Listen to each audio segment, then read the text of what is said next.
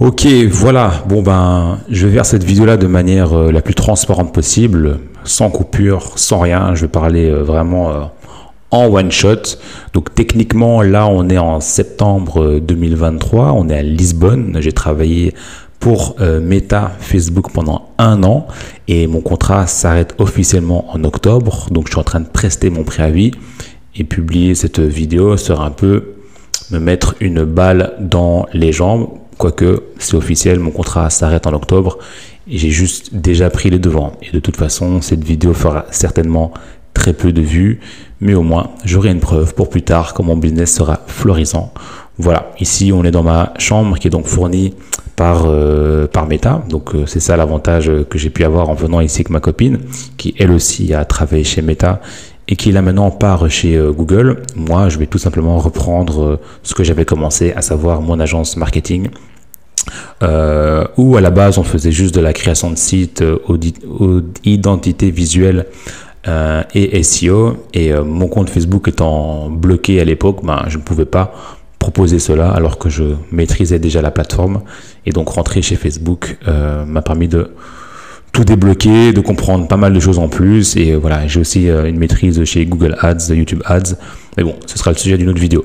Donc voilà, si toi tu es intéressé par Facebook ou si toi tu veux apprendre des petites choses par rapport à Facebook, ben, cette vidéo-là est faite pour toi. Si tu es un potentiel client et que tu veux en savoir plus sur mon expérience, eh bien c'est aussi une vidéo faite pour toi. Je vais sûrement en refaire une autre, mais là c'est juste pour expliquer un peu concrètement qu'est-ce que ça a valu, qu'est-ce que j'ai appris, qu'est-ce que j'en ressors, etc., etc. Ok, voilà. Alors, première chose en rentrant chez Facebook, ben, ça commence par une formation, mais qui est plutôt sur le côté, bon, oui, un peu Facebook, etc., mais surtout sur comment répondre aux clients. D'abord, je vais expliquer un peu quelle était ma fonction chez Facebook. Donc, c'était la partie publicitaire. Donc, c'était littéralement, je conseillais principalement des agences, et ça je vais revenir juste après. Donc ma mission consistait à tous les jours aller au bureau, ouvrir les campagnes publicitaires de très grands comptes. Le plus grand que j'ai eu, c'est la marque Casio et la marque Hublot, donc des marques qui sont cotées en bourse il me semble.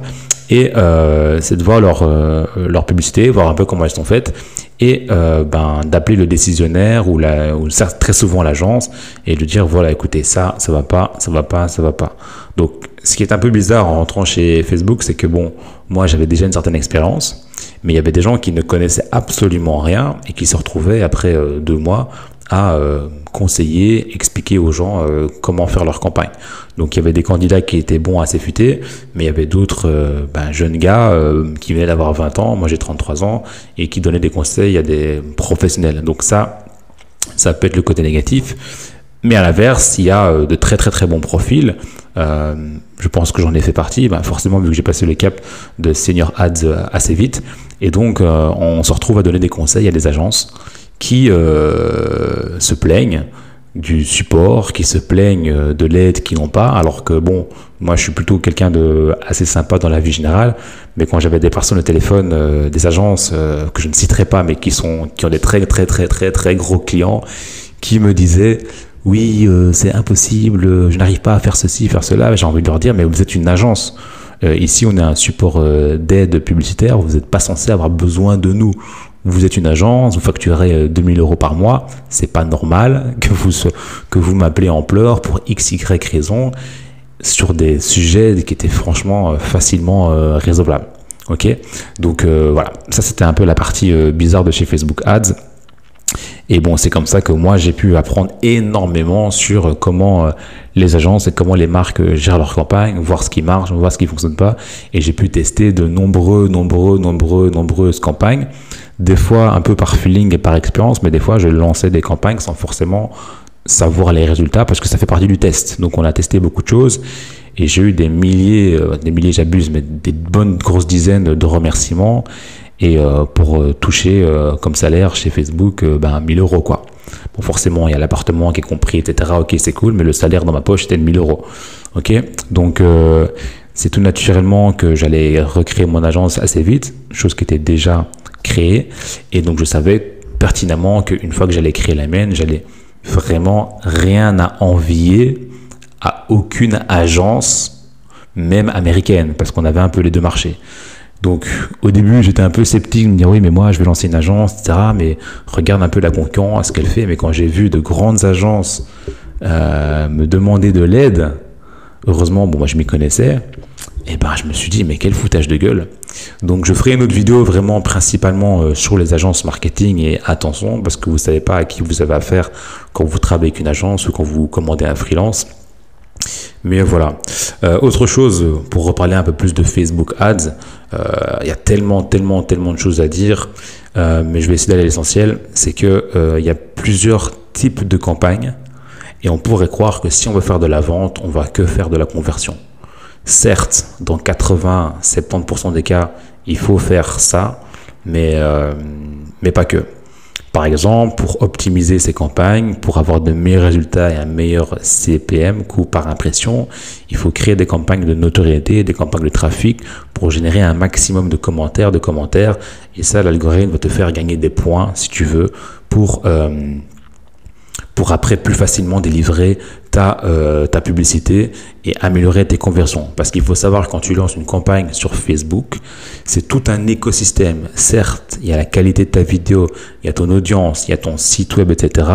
Mais il y a aussi toutes les personnes qui ont déjà interagi avec ton audience, avec tes visuels, etc. Et c'est vraiment la fusion de tout ça qui fait que tu auras une campagne bonne.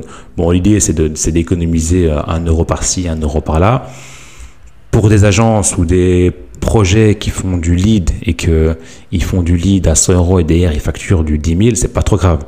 Mais pour les marques de vêtements, les marques de cosmétiques ou ceux qui ont besoin de faire ou 5 ou 10 euros de conversion, ça change énormément.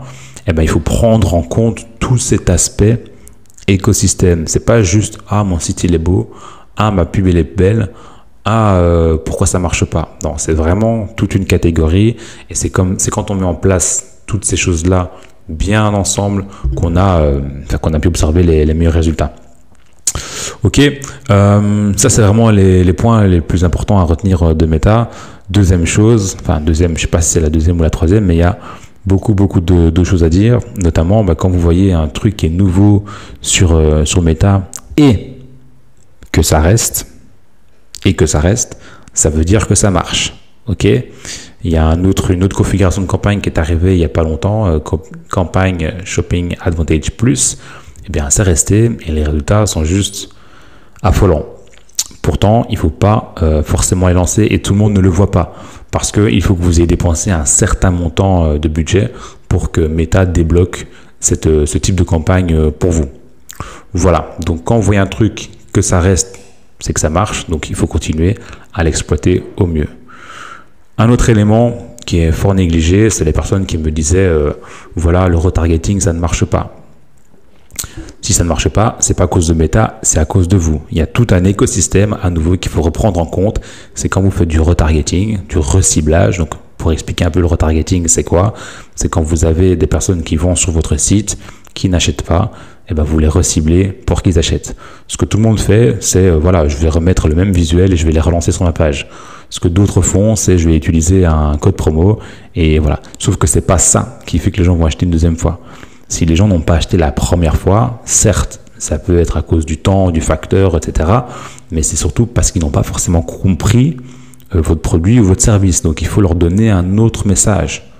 D'accord ? Ils ont peut-être vu votre première pub sur un coup de tête, ils ont cliqué, ils ont peut-être même ajouté au panier, mais ils se sont dit mais en fait non, c'est pas ça que je veux.